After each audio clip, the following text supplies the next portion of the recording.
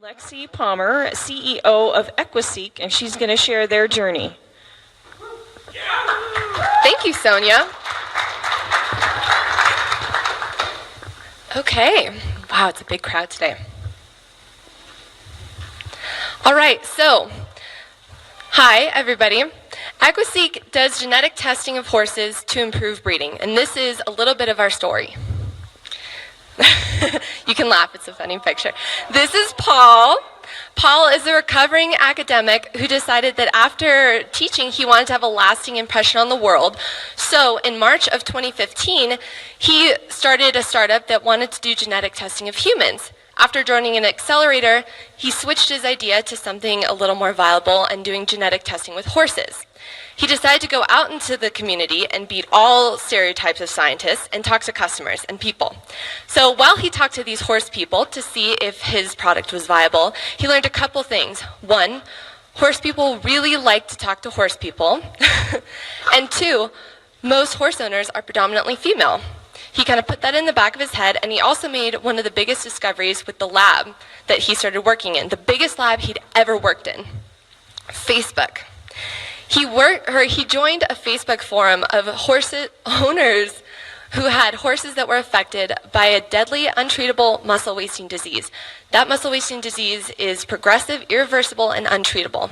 Now, he went in and talked to these horse owners, and they helped him discover his first genetic variant. He realized that there's actually a way to make money off of this. This is a really good business, and he can save horses in the process.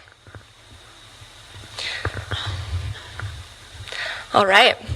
Well, he realized also that in order to run this company, he has to have a female CEO or he needs somebody who's a horse person, who knows horses, who wants to, I'm sorry, I'm totally blanking. That's a really cute photo of me on my horse when I was a little kid. So he needed somebody to run the company, a face of the company who knew horses, who wanted to basically take EquiSeq and turn it into something, either something great or, learn something from it. So I was at the time, not that time, but the summer before going into my last semester of college, I decided that I wanted to run my own business. So I was working 3 jobs, trying to figure out what I was going to do. Ran into this guy who some of you may know. His name's Stacy Sacco. Ran into him on my lunch break one day in August of that summer. I was working a bunch of jobs, trying to figure out what I was going to do. Figured, I don't know what I'm going to do for my business, but it's going to be whatever people pay me to do that's not a 9 to 5. Ran into him. He said, let's grab lunch. We got lunch. He says, you should come to this thing called 1 Million Cups. So, like a great employee, I called in sick the next week and came to 1 Million Cups. And that was when I met Paul. So the second Paul handed me his business card, I looked at it and I saw the horses and realized that since I've been riding horses since I was 6 years old, I would definitely be able to help him. I'd be able to network and kind of help him sell his product. I didn't know anything about bioinformatics, and I told him that. And I said, but whatever I don't know, I'm going to learn.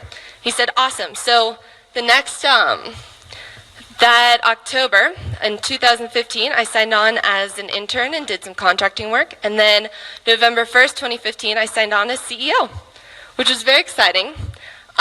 People thought he was crazy for bringing on such a young entrepreneur.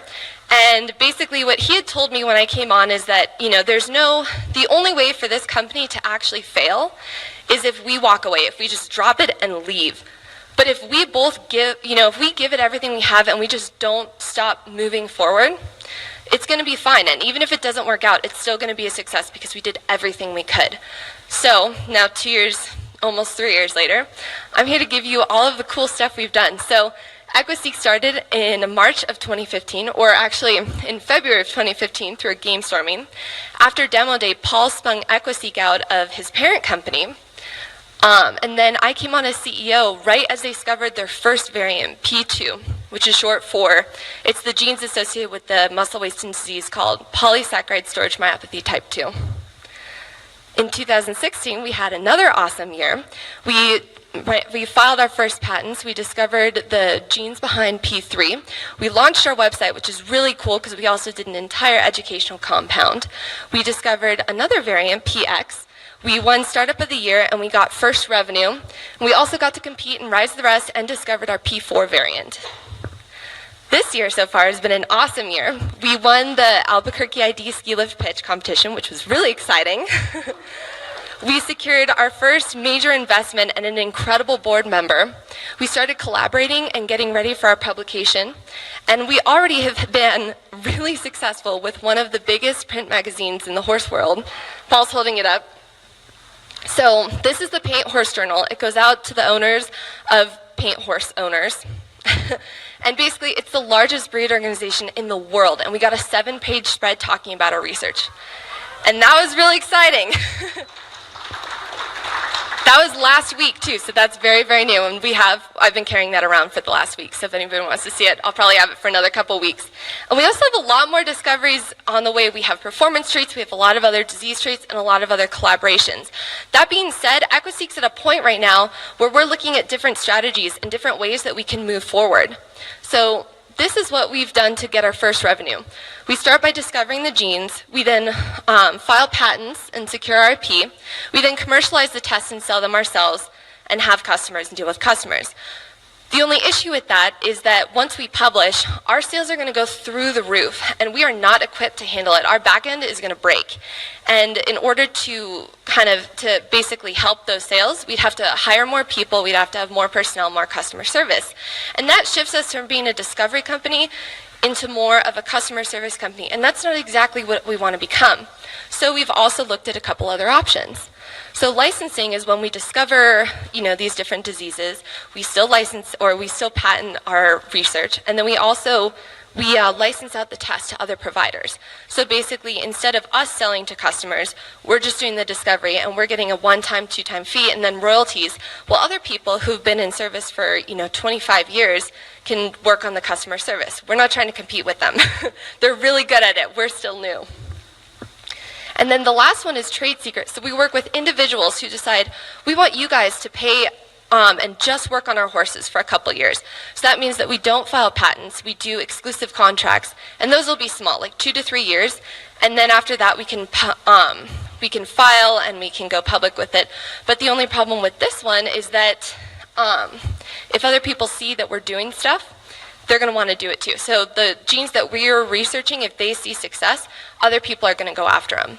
So those are the 3 things that we've kind of looked at. We have discoveries, we have licensing, we have trade secret. So now I'm asking you guys to help if you guys have any other strategies, any ideas on different ways that we can start moving forward and growing. Yeah. Thank you.